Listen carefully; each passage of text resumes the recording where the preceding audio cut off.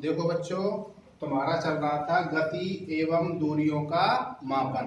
इसका मतलब क्या था तुम्हारा, यानी कि measurement of speed and distance.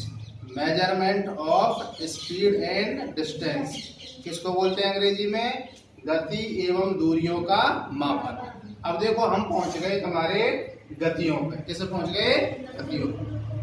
Actual में क्या है कि हमारी गतियां तीन प्रकार की होती हैं। कितने प्रकार की होती हैं?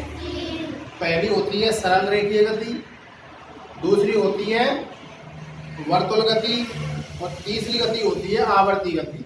कौन सी गति? आवर्ती गति। तो आप क्या ध्यान रखनी है? सरल गति, वर्तुल गति और आवर्ती गति। लेकिन तुम्हारे सिलेबस में हम सबसे पहले बात करेंगे वर्तुल गति की। किसकी बात करेंगे? वर्तुल गति। देखो वर्तुल गति की आप परिभाषा ध्यान रखो। पहले तो कैसे ध्यान रखनी है? जब कोई वस्तु किसी वृत्ताकार मार्ग पर गति करती है तो इसे वस्तु की वर्तुल गति कहते हैं। जैसे उदाहरण के रूप में घड़ी की सुई, भाई घड़ी के चारों ओर घूमती है, भैया तुम्हारे क्या करती है? 12 से लेकर फिर 12 पे आ जाती है, एक चक्कर पूरा हो जाता है, तो इसको बोलते हैं वर्तुल। क्या बोलते हैं इसको? राउंडेबल या वर्तुल।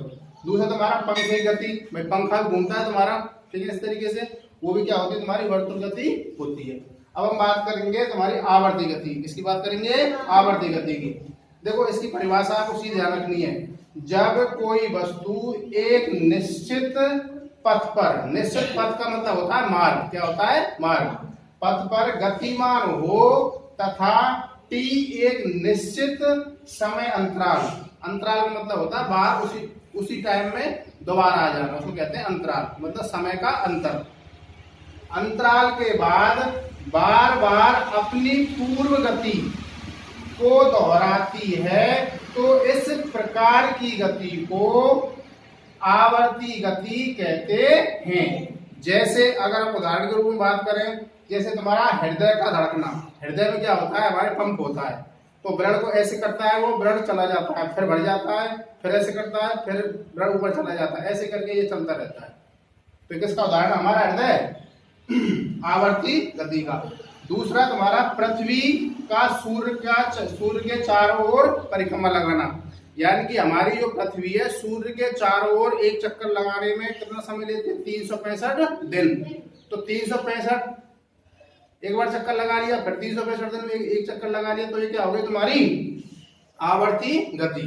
तो ध्यान रखोगे आप, यानी पृथ्वी सूर्य के चारों ओर चक्कर लगाती है। किसका उदाहरण? तुम्हारा आवर्ती गति का। अब हम बात करेंगे घड़ी की सुई।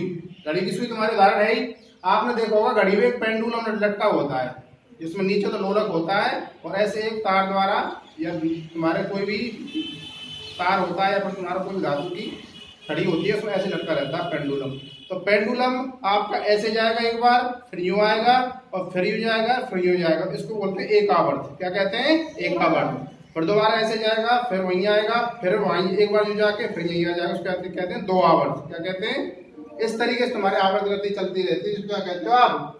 आवर्ती गति। इस तरीके से ध्यान रख लोगे। तुम्हारी गति कितने प्रकार की? तुम्हारी तीन प्रकार की। सरल रेखीय गति जो सीधी चलती है, दूसरी हमारी वर्तुल गति जो राउंडेबल होती है, तीसरी हमारी आवर्ती गति, यानी कि एक बार वो काम करने के बाद वापस वहीं पे आती है, उसका कहते हैं वर्तुल गति। ठीक है।